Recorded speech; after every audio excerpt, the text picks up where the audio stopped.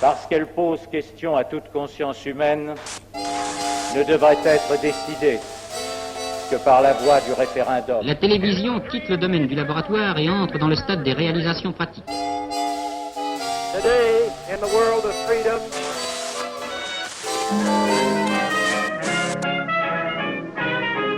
Au studio des PTT, les nouveaux appareils de transmission sont braqués sur les interprètes de cette séance de gala diffusée par la Tour Eiffel. Bonjour, avant j'aimais pas la politique, c'est l'émission qui vous parle différemment de la politique. On est au Café Français et on est en pleine campagne électorale. On invite aujourd'hui Jean-Louis Debré, merci d'avoir accepté notre invitation. Alors vous avez été maintes fois président de l'Assemblée nationale déjà, ça vous a pas échappé, président du Conseil constitutionnel. Oui, c'est vrai. En expliquant en un mot ce que c'est pour les plus jeunes qui savent c'est pas celui forcément. qui veille au bon fonctionnement du règlement intérieur de la France. Bien dit, on comprendra dans les lycées ce que ça veut dire. Ministre de l'Intérieur, sous Jacques Chirac, Alain Juppé était Premier ministre. Oui. Et donc, on a une petite photo de vous, vous avez 10 ans. Est-ce qu'à cet âge-là, vous aviez déjà l'idée de faire de la politique? Je ne sais pas. En chacun de nous, il y a des cellules qu'on a héritées de ses parents. Moi, j'appartiens à une petite famille juive d'Alsace, où mon arrière-grand-père a choisi en 1872 de rester français pour servir la République. Et donc, si vous voulez, j'ai été élevé dans le culte de la République. Après, ce qui a marqué toute ma jeunesse, c'est la résistance. Car mes parents, mes grands-parents, mes oncles, mes tantes se sont tous engagés dans la résistance intérieure. Ils n'ont pas entendu le message du général de Gaulle le 18 juin 1940. Mais ils se sont engagés derrière Jean Moulin dans cette résistance. Pourquoi? Parce que Vichy, parce que Pétain abîmait la République. Et enfant, nous allions au Mont-Valérien. Nous étions tous là. Et nous faisions silence pour rendre hommage à tous ces hommes et ces femmes dont les noms sont inscrits, qui ont servi la France et qui ont donné leur vie pour la France. Voilà, ça forme. C'est votre éducation ça républicaine. Et ça forme. Et voilà, moi, je ne conçois pas ma vie en dehors de la République et de la laïcité. Alors, c'est différent de la politique. Car je ne me suis engagé en politique qu'après avoir eu un métier. Pendant 15 ans, j'ai été juge d'instruction, chargé du grand banditisme, du terrorisme à Paris, j'étais volontaire, c'était mon bonheur. Mais tout d'un coup, je me suis dit que la République, elle ne vit, elle ne survit que si génération après génération, on s'engage. Sinon, si on laisse le baluchon au bord de la route et qu'on s'en fout, alors c'est la fin de la République. Et donc, il y a un moment, j'ai quitté mon tribunal, quitté ma fonction de magistrat pour m'engager en politique. Mais votre parcours professionnel, il est comme une parenthèse, c'est-à-dire qu'en fait, vous aviez cette idée enfant de cet engagement républicain, ou est-ce que c'est une longue maturation et vous vous dites là, il faut quand même s'engager? C'est très difficile de répondre à votre question. En tant que magistrat, j'avais le sentiment de servir la justice républicaine. La République, elle suppose une justice indépendante. Et en tant que juge d'instruction, j'étais totalement indépendant. Jamais je n'aurais reçu une instruction de qui que ce soit. Donc, en tant que juge, je servais la République. Je servais la justice essentielle à la République. Mais il y a un moment, je me suis dit, mais la génération de la résistance, parents, grands-parents, ils disparaissent. Il faut passer à une autre vitesse. Il faut s'engager. On sent l'esprit très fort, la matrice, c'est la résistance. C'est la résistance, c'est la République. République, résistance. Est-ce qu'aujourd'hui, quelle est la raison? Ça a un sens encore, la résistance. À quoi faut-il résister, en France ou dans ce monde, selon vous? Il faut résister aux utopies, même si l'utopie, ça fait du bien.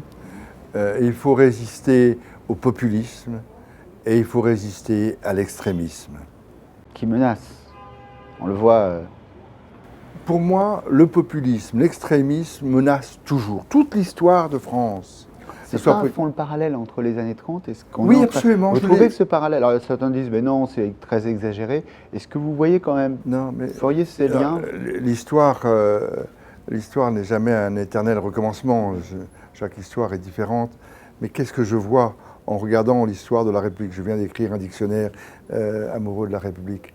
C'est qu'on a des ingrédients que l'on retrouve tout au long de notre République, avec plus ou moins de force. L'ingrédient antisémitisme, ça on le voit, et on le voit trop, c'est mortifère. On voit cette résurgence qui a toujours existé du racisme, antisémitisme, racisme, populisme. On voit, on entend aujourd'hui ce racisme, cet antisémitisme, ce populisme qui consiste à flatter. Vous diriez, dans quelques semaines, une élection, que vous faites partie des gens qui pensent que Marine Le Pen a une réelle chance de l'emporter? Ou vous dites non, il y aura un sursaut, la France, il y aura un sursaut républicain? Je ne sais pas, parce que je suis... il ne faut jamais dire qu'elle n'a aucune chance, hélas. Car la classe politique de droite et de gauche est tellement pathétique, tellement irréelle. Et c'est comme ça que le populisme ou l'extrémisme est arrivé, par réaction. Parce que l'offre politique... Vous savez, moi... Ce qui s'est passé aux États-Unis pourrait se produire ici. Oui, oui. Vous savez, moi, la droite et la gauche, pour moi, ça n'a aucune différence. C'est à partir du moment où on est républicain. Et qu'une république, elle doit avoir la possibilité d'alternance politique. Mais Marine Le Pen a dit qu'elle est républicaine. Hein. Oui, mais attendez. Moi, les mots, je m'en fous. Mais je m'en balance des mots. Je vois la réalité. La réalité, c'est qu'elle a de pas républicaine, dans ses propos, dans ce qu'elle dit. On voit dans ses propos, ou dans les propos de ceux et celles qui sont autour d'elle, des résurgences de racisme, de haine de l'autre, de haine de différents. Alors, est-ce qu'elle va être élue? Je ne le souhaite pas. Moi, vous savez, je rêve aujourd'hui, c'est un rêve étrange et pénétrant, d'un gouvernement de salut public. La situation en France est grave. Que la gauche et la droite, on arrête. On arrête de se diviser. On fait un contrat de gouvernement. Il y a une alternative centriste cette fois-ci. Peut-être jamais on a été aussi proche d'un candidat qui dit droite et gauche. Oui, je parle de Macron. Je ne vais pas mettre des noms. Mais les notions de droite et de gauche, tout ça est absurde, c'est dépassé, c'est hérité de l'ancien temps. Arrête de nous emmerder avec tout ça. Un questionnaire, alors avec question-réponse un peu du tac au tac. C'est trop long. Non, mais c'est le jeu tac au tac, le personnage de l'histoire de France que vous auriez souhaité être, aimé être. Un personnage de l'histoire de France. Un. Jaurès. L'événement de l'histoire de France. Le 18 juin 40. Si vous aviez à choisir une double nationalité, laquelle? Je ne peux pas. Pourquoi? Parce que je suis français, j'aime mon pays et jamais je ne prendrai une autre nationalité. La personne la plus connue de votre répertoire téléphonique? Chirac. Vous avez écrit un livre, plein de livres, mais un livre qui a un gros succès, Ce que je ne pouvais pas dire. Qu'est-ce que vous n'avez pas écrit dans ce livre que vous ne pouvez pas dire? Ben vous le verrez dans le suivant. Alors un petit teaser. Non, mais pendant 30 ans, j'ai pris des notes tous les jours. Et ce sont que je ne corrige pas après. Et donc, ce sont ces humeurs et mauvaises humeurs que je publie, que j'ai publiées dans Ce que je ne pouvais pas dire. Et je publierai dans quelque temps les notes de la période antérieure. Moi, j'ai fini la politique. J'ai quitté la politique avant qu'elle ne me quitte. Je pense que la politique, il faut la quitter volontairement. Il ne faut pas attendre de se faire virer. Donc moi, j'ai plus rien. J'assume ce que j'ai fait et ce que j'ai écrit. Mais j'ai tout dit. Ce que vous faites le mieux? La bicyclette. Ce que vous faites le moins bien? La bicyclette. Vous tombez parfois de bicyclette? Oui, oui, oui, oui. À un jeune qui s'apprêterait à s'abstenir dans quelques semaines, vous lui diriez quoi? Engagez-vous. Soyez pas indifférents. L'enjeu du prochain mandat. Empêcher le populisme et l'extrémisme et l'utopie de régner en France. On termine toujours par une question d'une étudiante. Je vous laisse appuyer sur la Oui, petite je sais, vidéo. je sais utiliser, oui. Ouais, pas moi, c'est pour ça que je vous dis ça.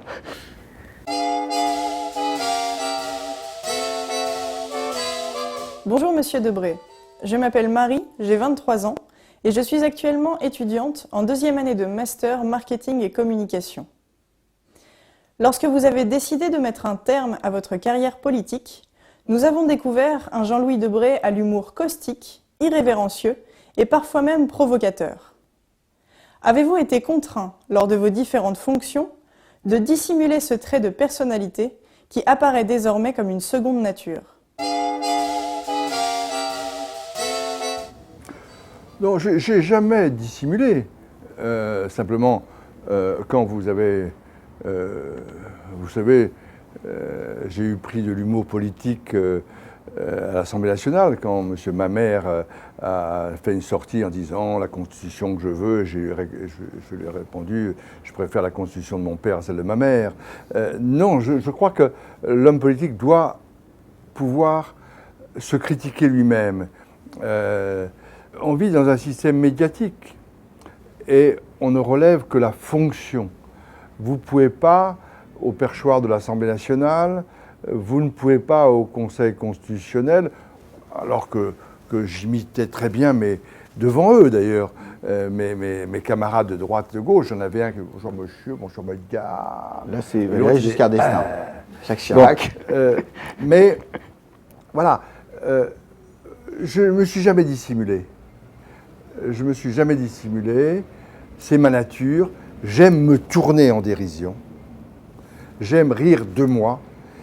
Et je rêve un jour de faire des cours aux députés en disant arrêtez de vous prendre pour le bon Dieu.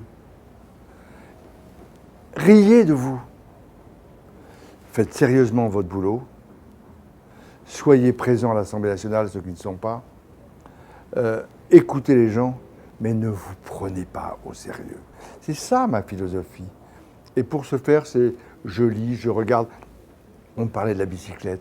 Mais quel bonheur pour moi de faire de la bicyclette dans Paris depuis 30 ans. Et je me souviens, président de l'Assemblée nationale, il y a un monsieur qui me dit « Vous n'avez pas une voiture officielle ?» Je dis « C'est ma bicyclette officielle. » J'avais mis une cocarde sur ma bicyclette d'ailleurs. Vous imaginez Paris sans aucune voiture ? Ah, mais je suis résolument pour, comme dans d'autres villes, au cœur de Paris, plus de voitures, sauf des Vélib ou des voitures Autolib, mais quand on ne peut pas se garer d'ailleurs. Et puis, à bicyclette, à pied, on voit, on écoute, on regarde. En bagnole, vous engueulez le voisin. Voilà. Donc voilà, vivez, écoutez, échangez. On est dans un monde où on ne parle plus. On est dans un monde où on est tout seul. On sait tout ce qui se passe dans le monde. On vous voit à la télé, vous nous expliquez ce qui se passe aux États-Unis, etc. Mais on ne connaît pas son voisin. On ne parle pas à son voisin. Eh bien, parlez. Monsieur, parce que je sais que vous n'aimez pas qu'on Je ne veux pas qu'on m'appelle. Monsieur le Président. Alors, Jean-Louis Debré, merci beaucoup d'avoir accepté notre invitation. C'était avec plaisir. C'était avant, j'aimais pas la politique, mais ça c'était avant. À très bientôt. Et votez. Parce qu'elle pose question à toute conscience humaine, ne devrait être décidée que par la voie du référendum. La télévision quitte le domaine du laboratoire et entre dans le stade des réalisations pratiques. Today, in the world of freedom,